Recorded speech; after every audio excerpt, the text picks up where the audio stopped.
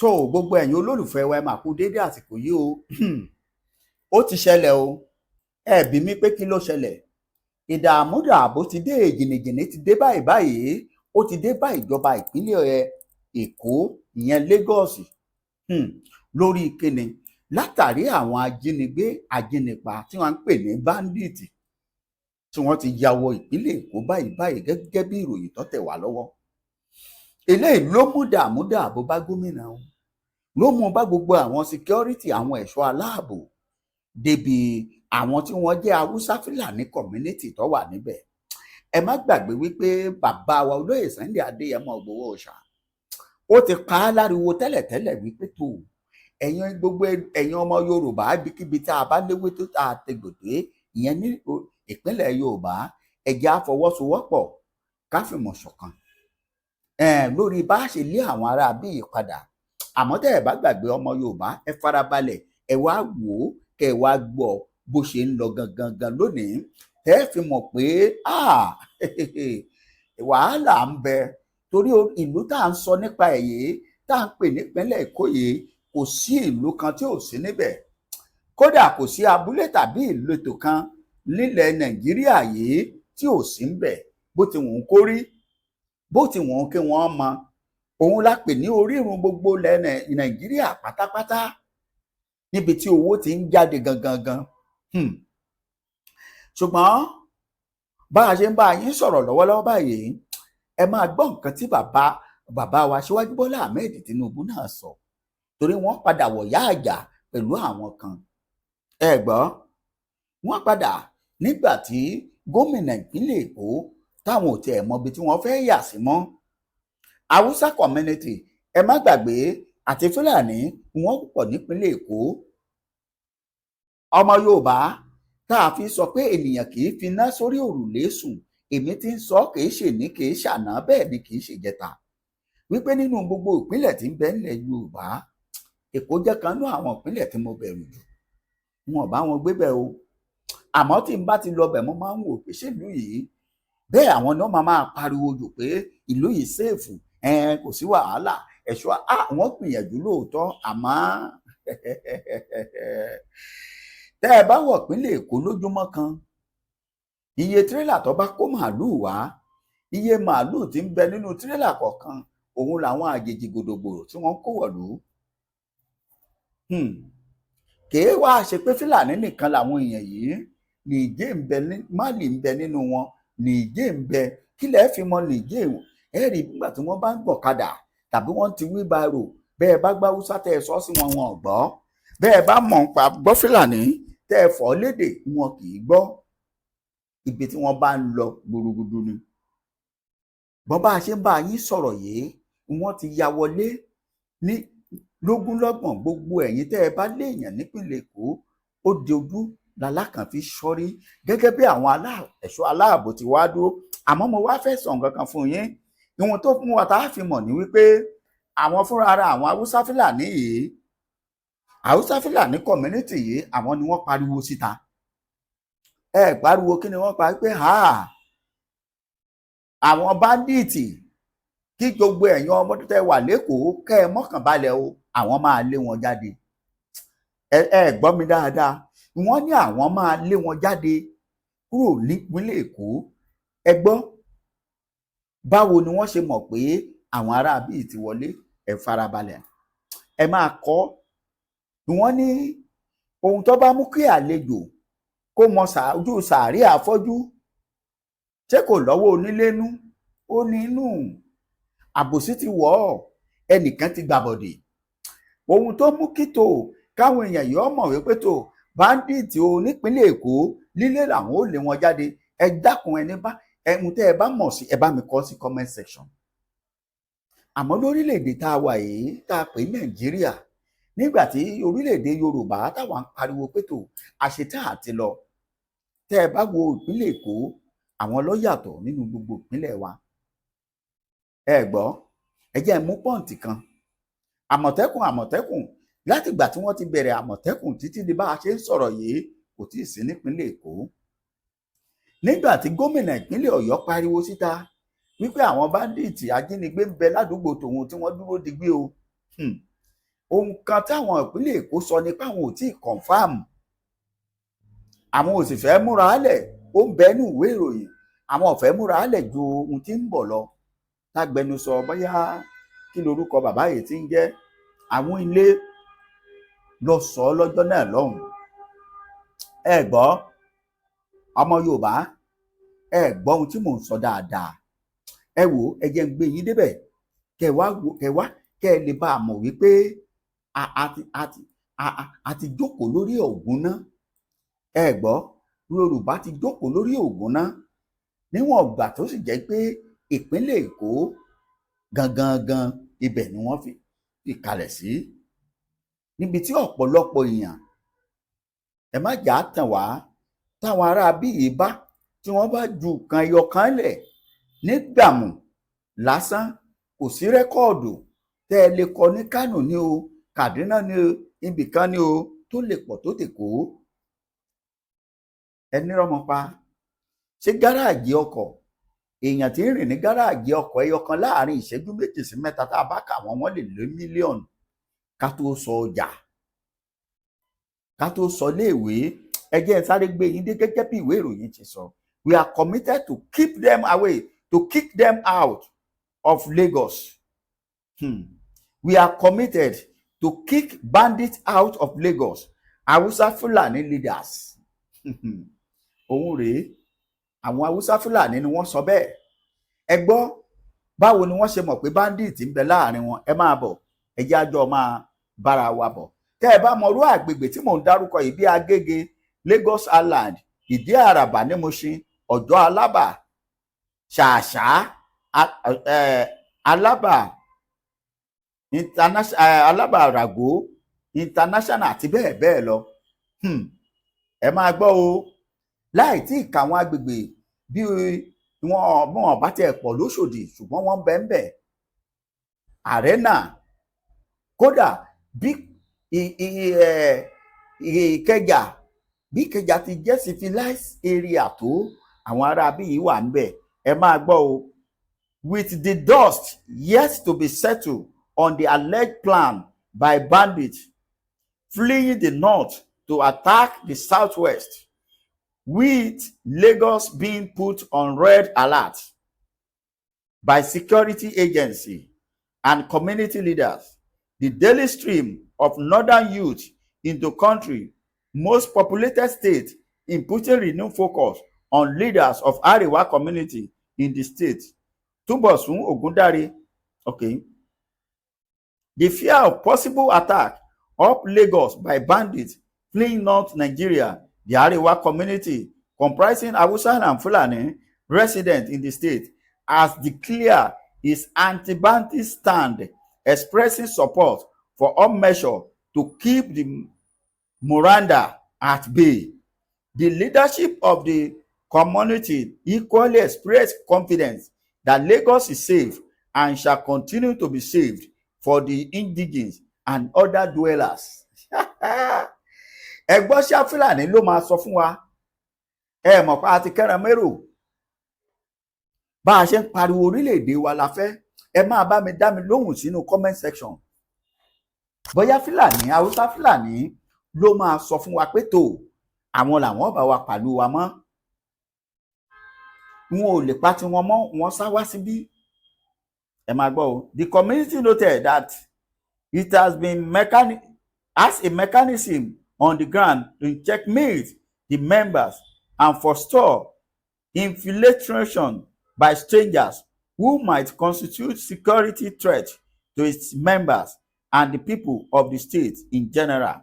Although members of Arewa community are everywhere across Lagos, their largest concentration are found in Agege, Lagos Island, Idi Araba, Ojo, Gasa, Alaba, and many others localities in the state, which has come into security and communal focus since the news of a possible attack was escalated. Ẹ gbọ́, àwọn fúnra ara wọn mọ ibi tí àwọn èèyàn wọn wà, tí wọ́n pinlẹ̀ sí, tí wọ́n pọ̀ sí nípínlẹ̀ Èkó. Ẹ gbọ́ bí wọ́n ṣe dárúkọ wọn. Our eyes and our ears are open, Arewa communities described. In an interview with Saturday Tribune, the Secretary of Arewa Chieftaincy Councils of Community in Nagege and environs, Alhaji Abubakar Aliyu, said the Arewa community will explore all avenues to continue to foster and enjoy peace in its host community. Aliyu said, we have a leadership structure in place at the various levels such that the stranger that comes will be easily identified and investigated. Ẹ máa gbọ́ ọ̀rọ̀ ẹ̀tàn níbi tí àwọn ará bí yìí ẹni tí ń sọ̀rọ̀ ìtọ́ ọba dèlú Agége lójúmọ́ kan lọ wo iye tírélà tó ń wọlé sábàtíọ̀ pẹ̀lú àwọn màálùú tó sì jẹ́ pé yóò tún lóòdù èèyàn wá ń bo làwọn yẹn ń wọlé sí. Okay, many of them may be doing menial jobs like hawking items, riding okada, repairing and shining shoes, or doing dailies, weekly or monthly paid job, and so forth, and even some selling rams and cow, but they have leader among them. Ṣé ń gbọ́? Iṣẹ́ tí wọ́n ní wọ́n ń ṣe wá ṣe nìyẹn o. Ẹ gbọ́ ṣé irú iṣẹ́ yìí ni wọ́n fẹ́ ṣe. Ẹ máa bá mi kọ sí comment section. Kẹ́ ẹ máa bá mi jí àwọn àgbààgbà yìí jí, ẹ máa bá mi sọ wọ́n jí, pàápàá jùlọ nípínlẹ̀ Èkó. Nípínlẹ̀ Èkó káwọn náà tají, torí pé ọlọ́pàá ń bẹ lẹ́kọ̀ọ́ lóòótọ́, sójà ń bẹ, oríṣiríṣi ẹ̀ṣọ́ aláàbò ló wà nípínlẹ̀ Èkó, ṣùgbọ́n wọn kì í ṣe pure Yorùbá. Bí àwọn Fúlàní larí là ń sọ yìí, Ìgbò ń bẹ láàrin wọn tóun ń ṣe tiẹ̀. They say no man's land lẹ́kọ̀ọ́.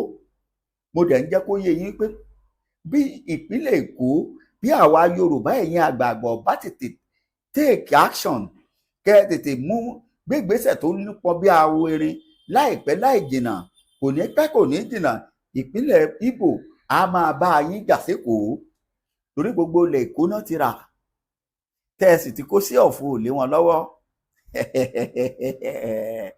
Certificate of occupancy ó ti ń bẹ lọ́wọ́ wọn pátápátá. More than 60% ilẹ̀ Èkó ti belongs to Igbo. Ẹ proof mi wrong ní comment section, ẹ̀yin ọmọ Èkó. Ti Igbo nìyẹn. Ẹ já sọ̀rọ̀ nípa àwọn ajínigbé. Àìmọye èèyàn ní pòórá lẹ́kọ̀ọ́ táwọn ẹbí wọn ń jáde tó ń lẹ pósítà. Ṣé gbogbo àwọn tó ń pọ̀ ń pòórá yìí, ṣé gbogbo wọn ni wọ́n lọ gbé ṣòwò? Ṣé gbogbo wọn ni?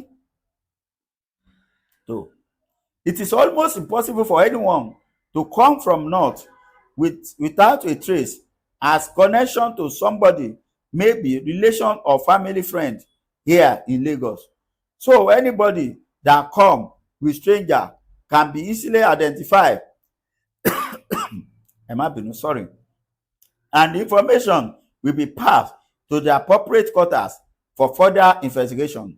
Aliyu pointed out that such mechanism that consider safety of all of priority is operated across various Arewa communities as they try to look after themselves. He said, we have cordial interaction among ourselves in various communities, and our eyes and ears are always open. Lagos is safe. Okay. Security is a collective responsibility, and we must all play out a part very well, so we don't joke with measure. Nothing to fear, Arewa Trader Chairman. Ṣé ń gbọ́? Nígbà tí wọ́n gbọ́ ìdágìrì, àwọn ní kẹ́ ẹ má bẹ̀rù lẹ́kọ̀ọ́, àmọ́ ẹja sọ fúnra wa, ṣáwọn ni wọ́n fẹ́ kọ́ wa. Ibi tí mò ń lọ rèé. He said, you don't need to believe what anybody says about Boko Haram coming to Lagos. They are not just starting with their false narrative. They have been saying it for a very long time. As any terrorist attack happening in Lagos, this is to tell you that they are only seeking relevance. Northern youth that come to Lagos and my two markets are here basically to engage in legitimate trade. They don't belong to Boko Haram or any criminal groups. If there's anything like that, I will suggest they leave the matter to security personnel. It is not for them to be raising unnecessary alarm in Lagos. Lagos is safe. Trader engaging. We are trader. We don't know anything about Boko Haram. Inflating market in the state. Lagos is already secure. We don't need anybody under any guise to put us on edge. Lagos is most secure state. Okay. Interstate toll gate will be effective criminologists, renowned sociologists and criminologists and cybercrime experts at Lagos State University, Ojo. Professor Adeniji Oyenuga said, although he has no knowledge of any official statement from the government on security agencies regarding the issue at stake, security still everyday affair. Only ready about insurgency groups such as Boko Haram planning to extirpate the southwest on social media and I'm not sure that statements are true. Ṣé ẹ mọ̀ pé ohun tó máa ń kó bá ìpínlẹ̀ Èkó rèé? Kò sí ọ̀rọ̀ tẹ́ ẹ fẹ́ sọ táwọn Èkó máa ń tètè ń gbàgbọ́, torí pé àwọn àgbààgbà ọ̀pọ̀lọpọ̀ àwọn aṣíwájú tó wà níbẹ̀ ìgbàgbọ́ wọn ni wípé kò kúkú ní kàn wá, kó sì tó kàn wá yóò pẹ́. Torí ẹni tó jẹ́ kánsẹ́lọ̀ lásán lÉkòó, ẹ mọye security tí ó ní, ẹ mọye gbogbo police post, police office tó wà ládùúgbò ẹ̀ tí wọ́n máa rán èèyàn sílé ẹ̀ látìgbàdégbà. Níbo ni Boko Haram fẹ́ gbà dọ́dọ̀ tiẹ̀? Ṣùgbọ́n àwọn èèyàn tí wọ́n rìn ńkọ́? Àwọn tó ń rìn jẹ́jẹ́ ara wọn ńkọ́? Báwo ni ó ṣe rí? Ǹjẹ́ ààbò ń bẹ lórí ìwà àtẹ̀mí? Professor Yoniko recalled that the period when Nigeria operates regional government and the toll gate system on the highway, saying mounting security checking points on trailer from one region to another was known to be effective. But today, he pointed out, we don't really operate such a system again. Why? Oyenuga wá ṣàlàyé pé toll gate yàtọ̀ sí toll gate tá a ti máa lọ gbowó. Toll gate tó jẹ́ gbogbo ẹni bá ń wọlé tó ń jáde nílùú a gbọ́dọ̀ mọ̀. Tó bá jẹ́ toll gate wà ní Bágà, bí wọ́n tó ń kó àwọn màálùú yìí bọ̀, tí wọ́n ń débẹ̀, tí wọ́n ń já wọn lẹ̀ àti màálùú, tí wọ́n ń ṣẹ́ẹ̀kì wọn, tí wọ́n ń yẹ̀ wọ́n wò, eléyìí ò ní ṣẹlẹ̀. Ẹ gbọ́, nígbà tí ìjọba ìpínlẹ̀ Èkó tẹ wá ń sáré kígbokígbo kìlàkìlà báyìí nísìn lórí ààbò, ta ló fẹ́ gbà yín? Táwọn ará bíi bá ju kínní ilẹ̀, Ọlọ́run kó ṣọ́ wa kí wọ́n má jù sọ́jà Ọ̀ṣọ́dì, kó má jẹ́ Dúmọ̀tà, kó má jẹ̀bikíbi nípínlẹ̀ Èkó. Ẹ wo iye èèyàn tí ó fẹ̀mí ṣòfò. Àwọn eléyìí tó fi jẹ́ pé ńgbà wọ́n bá dé, àwọn ẹgbẹ́ wọn tí wọ́n ń tàn yín yìí, tí wọ́n ń sọ pé àwọn kan sọ nínú wọn ń sọ pé àwọn ìgbọ́ wípé rọ́ ni wọ́n fẹ́ máa fi dà wọ́n láàmú ni, nígbà táwọn kan sọ wípé àwọn ṣetán àti fọwọ́sowọ́pọ̀ káwọn ò lé wọn jáde. Ta ló lóòótọ́ nínú àwọn méjèèjì? Ebí ọmọ ìyá wa náà ni wọ́n bá wọlé, àbí pé ọmọ ìyá kan náà ni wá, àbí mo parọ́? Kò sí rọ́ńbẹ́, wọ́n lọ́mọ ìyá kan náà ni làwọn. Àgàgà tí wọ́n bá ti lè wá, tí wọ́n wá ní bóyá bí ọjọ́ Jímọ̀ ni wọ́n dé, tí wọ́n ti bá wọn kírun pọ̀. Ìran Yorùbá, ẹ gbọ́ mi dáadáa, tí wọ́n ti lè bá wọn kírun pọ̀, tí wọ́n lò bí ọjọ́ mélòó, ìjọba ìpínlẹ̀ Èkó, ẹ máa gbọ́ nǹkan tí mò ń sọ lásìkò yìí. Ẹ dákun, ẹ̀yin tẹ́ ẹ bá rí fídíò yìí, ẹ bá mi pín,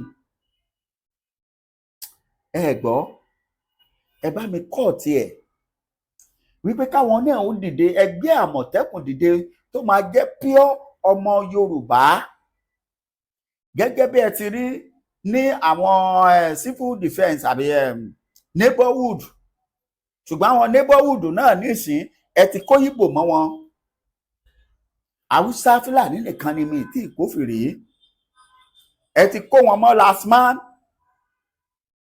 Nígbà tí nǹkan báyìí tí ò sì lè ṣẹlẹ̀ nílùú tiwọn tẹ́yìn ti wá, táwọn ti wá, bòde school nípínlẹ̀ Èkó, Ìgbò ló fẹ́ pọ̀ jù nínú tíṣà. Ẹni bá ní rọmọ pa kọ sí comment section. Public school tó bá dé, Ìgbò pọ̀ láàrin tíṣà. Àwọn Ìgbò ọmọ Yorùbá, àwọn ọmọ Yorùbá tẹ̀kẹ̀dẹ̀ rí, àwọn ni wọn ò ríṣẹ́ tíṣà wọ̀nyí. Ẹ lọ sí local government, kò ṣẹ̀ṣẹ̀ inú pé ẹ fún wọn níṣẹ́. Àmọ́ tó ń jẹ tó jẹ́ tó fọmọ a máa ń fún fájáṣá. Bẹ́ẹ̀ ni àwọn Haúsá Fúlàní tá à ń sọ̀rọ̀ ẹ̀ yìí, ẹ lọ sí àárín àwọn national, ẹ lọ sí àárín àwọn road, àwọn tó ń lọ káàkiri, ẹ bá wọn bẹ as a chairman.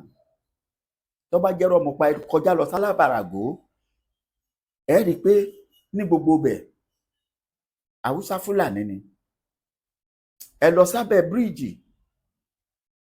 ẹ wọ sí Alábà international, Ìgbò lọ́jọ́ ní gbogbo bẹ̀.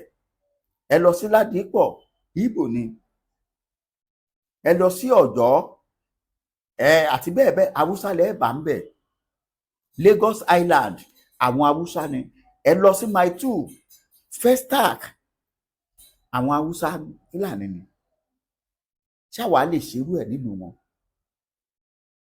Àwọn eléyìí ló wá ń sọ fún wa wípé àwọn ṣe tán láti lé àwọn bandit kúrò nípínlẹ̀ Èkó.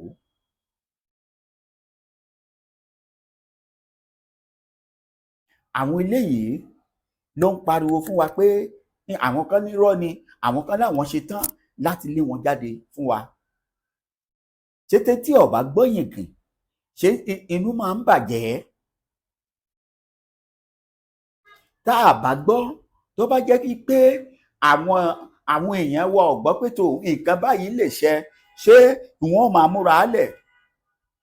Ẹbí ó dé ọ̀dọ̀ gómìnà wa dáadáa, Babájídé Sanwó-Olú, kí bàbá yìí má jẹ́ kí wọ́n gbẹ̀yìn gbèrú òun, torí ọ̀pọ̀lọpọ̀ àwọn tó ń bá àwọn gómìnà yìí ṣiṣẹ́ omi ọ̀mọ nǹkan tó ń ṣe. Asọ̀rọ̀ kan gbà kan bẹ̀rẹ̀ sí ní sọ kátikàti, mo mọ̀ pé gómìnà kọ́ ló rán níṣẹ́ yìí, àwọn ò lè múra lẹ̀.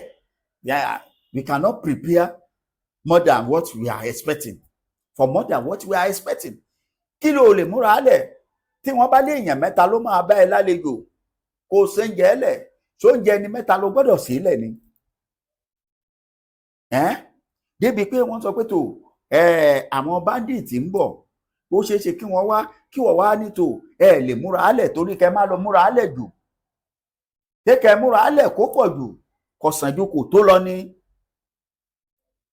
Ọmọ Yorùbá nípínlẹ̀ Èkó, gómìnà ìpínlẹ̀ Ògùn Dàpọ̀ Abíọ́dún tó múra lẹ̀ tó ń pariwo lemọ́lemọ́, wọn ò lọ́pọlọ àbí? Gómìnà ìpínlẹ̀ Ọ̀yọ́ Ṣèyí Mákindé kò sí bírèènì lórí wọn, àbí wọn ò múra tó?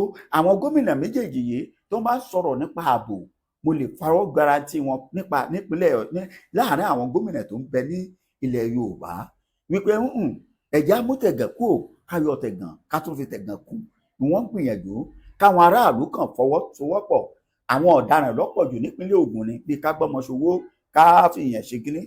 Àmọ́ nípa pé báńdíìtì, àṣírí wọn tètè ń tú, ṣùgbọ́n àwọn ọmọ ìlú, àwọn lókùn lọ́tàá. Ọmọ Yorùbá, ẹ bá mi pító yìí, ìdààmú tó bá àwọn gómìnà yìí, ẹ sọ fún wọn ohun tí wọn ò nílò láti dára wọn láàmú. Ẹ̀jẹ̀ àfòpin sí, ẹ máa kọ sínú comment section.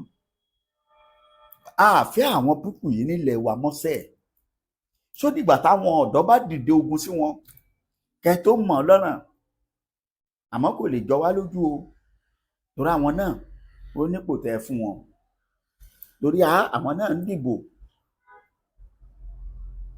ń dìbò àbájọ tí wọ́n fi ń fọwọ́ gún bàbá wa Bọ́lá Ahmed Tinubu nímú wípé tó Tinubu torí ẹ̀ ni wọ́n ṣe fẹ́ torí ìgbò 2027 ni wọ́n fi fẹ́ gbógun tìpínlẹ̀ Èkó àti nítorí ọ̀rọ̀ tax reform wọ́n wò pé Èkó ni Tinubu ti ń rówó torí Èkó ló ṣe fẹ́ mú gbé ìtara bá wọn ló fi gbógun tì wọ́n fún díẹ̀ yìí kò sọ́nà míì nígbà táwa náà bá gbógun tì í bóyá ìyẹn ni wípé wọ́n ṣe ní adìrẹ́ dà mí lóògùn nù mọ́ fọ́ ọ lẹ́yìn ohun tó ń fẹ́ ṣe fún wa nípínlẹ̀ Èkó rèé ṣé ká dákẹ́ ká máa wò ẹ̀kọ́ sí comment section gbogbo ẹ̀yin tẹ́ ẹ̀ ń gbé nípínlẹ̀ Èkó mo sọ mo tún sọ ó ti dojú la lákànfin tọ́rí tẹ́ ẹ bá ti kófìrí àyìn tẹ́ ẹ̀ ń gbà wọ́n sílé security ni a fi wọ́n ṣe tẹ́ ẹ̀ ń gbà wọ́n nínú síríìtì ẹ̀yin tẹ́ ẹ̀ ń kó wọn sínú ilé àjákùn ibi ilẹ̀ tílẹ̀ bá ti wà fíkàǹsì níbìkan tó nílé ò ti wá dìfẹ́lọ́pù ẹ̀ tẹ́ ẹ gbà fún wọn tí wọ́n fi ń ṣe bólà ẹni mo tún ti sọ nígbà kan rí mo ti sọ láìmọye ìgbà ẹni kíjọba ìpínlẹ̀ Èkó kó gbogbo àwọn task force tó ń lé mọ́tò káàkiri yẹn ẹ má lé mọ́tò káàkiri lónìí ẹ kọjá lọ síbi tí àwọn ará bí yìí tí wọ́n ń ṣe pè ní bólà gbogbo ibi tẹ́ ẹ̀ ń kólẹ̀ sí tí wọ́n dominate yìí kí wọ́n lọ láì sọ fún wọn láì mọ̀tì kí task force lọ bẹ̀ kí ẹ ti pín wọn síbẹ̀ lọ́kọ̀ ní lẹ́ẹ̀kan ṣo ẹ̀yin tẹ́ ẹ fẹ́ lọ Alábà ẹ̀yin tẹ́ ẹ fẹ́ lọ bí báyìí ẹ̀yin tẹ́ ẹ fẹ́ bí wọ́n ṣe máa ń lọ láì jẹ́ kí wọ́n mọ̀ kí wọ́n má gbọ̀kadà ń di wọn ẹ má bù mọ́tò ẹ kàn lọ sí bólà anywhere bólà ẹ lọ wo ohun tẹ́ ẹ máa kó jáde ńbẹ̀ ẹ gbọ́ ẹ dákun ẹni bá rí fídíò yìí kọ́ bá mi kọ́ ọ̀tẹ̀ ẹ gbé ó dọ̀dọ̀ bàbá Sanwó-Olú báwa sọ àmọ̀ràn ńlá fún wọn o àwọn olóṣèlú bẹ́ẹ̀ ni ṣùgbọ́n a lè gbàjọba lámọ̀ràn torí àlòdì síjọba wọn a bá wọn jà wọ́n gbìyànjú ṣùgbọ́n kíṣẹ́ yòó tó yọ kó lè bá a yọ dáadáa kó má bàa lákọọ́lẹ̀ ní pé ńgbà báyìí bọ́ǹbù bọ́ ọ̀páyé èèyàn báyìí kò sọ́mọ Yorùbá tó lè sọ bọ́ǹbù àwọn Fúlàní yìí ló lẹ́mìí ẹ̀ kò sọ́mọ Yorùbá tó lè pààyàn anyhow àwọn kọ̀ọ̀kan wọn bí wọ́n bá fún wọn ní kọ́mọ́ 200 naira wípé kéèyàn gba 200 kó fi jẹ fúránù nùnù kó dẹ̀ so bọ́ǹbù àdóróró wípé tó bá ti kú báyìí oúnjẹ tó jẹ yẹn ni ó gbé dálùjánà yóò sì so mọ́ra yóò sì ṣe bẹ́ẹ̀ kò sí iye mílíọ̀nù tẹ́ fẹ́ fọ́mọ Yorùbá tẹ́ sọ pé bọ́ǹbù yóò àlùjánà ló lọ o yóò gbowó yín á sì jáde láti dìfóòsì bọ́ǹbù yẹn tó bá ṣeé ṣe àbí kó sọ ọ́ nù ṣùgbọ́n àwọn eléyìí wọ́n wé àdàpọ̀ ni wọ́n la ṣe sọ fún gómìnà ìpínlẹ̀ Èkó bàbá Sanwó-Olú pé ẹ tètè jígìrì sí ọ̀rọ̀ tó jáde yìí nínú ìwé Tribune ló ti jáde ẹni bá fẹ́ kà á lọ kà á Tribune ló gbé e jáde ẹ lọ kà á kẹ́ ẹ lè mọ ohun tó ń lọ ẹni kí àwọn náà kà á kíjọba yìí ó dìde orílẹ̀-èdè Yorùbá làwa ń fẹ́ àníkẹ́yìn gómìnà yìí ẹ fọwọ́sowọ́pọ̀ ẹ já lé àwọn pípù yìí dànù jìnnà réréréré sí wa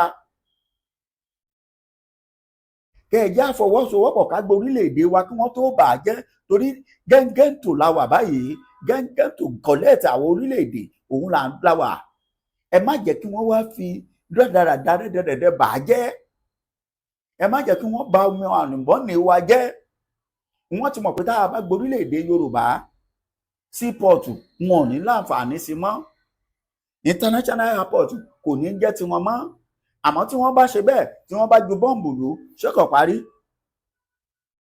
ohun táwa náà bá fẹ́ fi ṣùgbé ọyá a máa lò lókun ẹ gbọ́ so ìdílé léyìí ohun tá à ń gbìyànjú àti jẹ́ kó yé gbogbo ẹ̀yin olólùfẹ́ wa tẹ́ ẹ̀ ń gbọ́ wa àti ìjọba ìpínlẹ̀ Èkó rèé pẹ̀lú àwọn ìjọba àyókù ẹ má jà gbọ́ ohun táwọn adarí wọn yìí ń sọ àwọn máa kàn náà kò sí yìí kàn wá ẹ set up strong ọlọ́pàá sójà àtàwọn tó tọ́ láti kojú àwọn ọ̀ràn yìí ká má bàa káwọ́ pọ̀nyìn nígbẹ̀yìn, ká má bàa kábàámọ̀ nígbà òṣì. Eléyìí la ní ká tún mú wá fún yín fún tòní. Ẹ bá wa share program yìí, ẹ like ẹ comment, ẹ jẹ́ ó wọ̀ gbòòrò ayé lọ. Ẹ ṣé o, a tún pàdé, ó dàbọ̀.